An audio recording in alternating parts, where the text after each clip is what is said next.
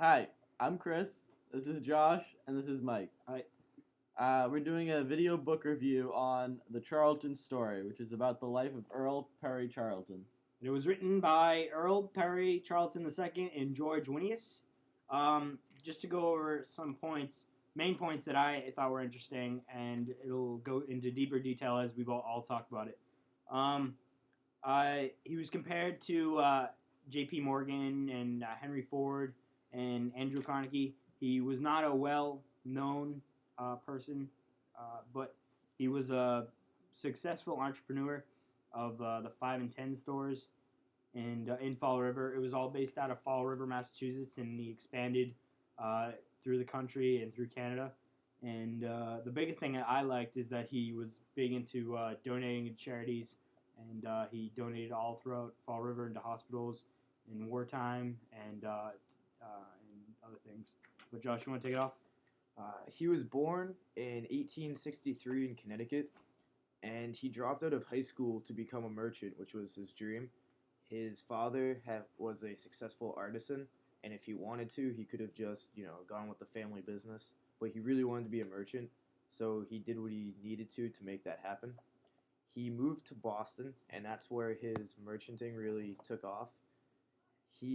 Earle partnered with Knox in 1889 and became his partner, just associated, not his first partner, not associated by blood or by some of Knox's original partnerships.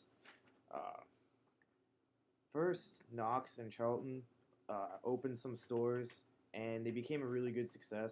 They would, sell a lot of stuff, and they would get more inventory in. And right when they put that inventory in, it would all just sell out again. So they were just, they knew how to run a business.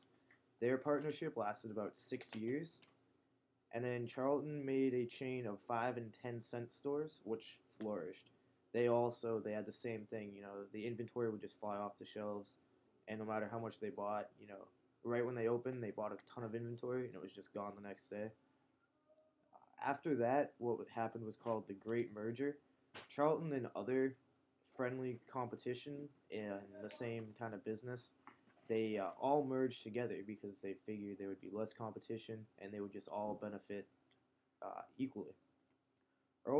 Charlton married Ida Mae Stein on his 26th birthday, and 18 months later, his first child, Ruth, was born. That was followed in 1891 by Earle Perry Jr., and in 95 by his second daughter, Virginia.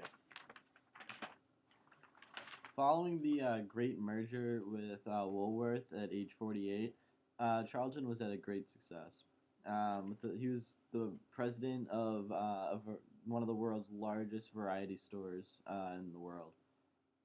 He died in 1930, and though much of his life he was very charitable, he donated a ton of money to charity, and in his will he donated he donated $2 million, and throughout the course of his lifetime he donated more than half of that in addition. There was a new hospital that received $1 million from the Charlton charity, and later became known as the Charlton Memorial Hospital. In 1997, it was announced that the remaining 400 Woolworth stores would be closed. So it was a way to say how, like, in the older days it was one of the biggest chains in the world, and now it's starting to close down, and it's putting his life to a close. I think that's it, right? That's it. Thank you. Thank you.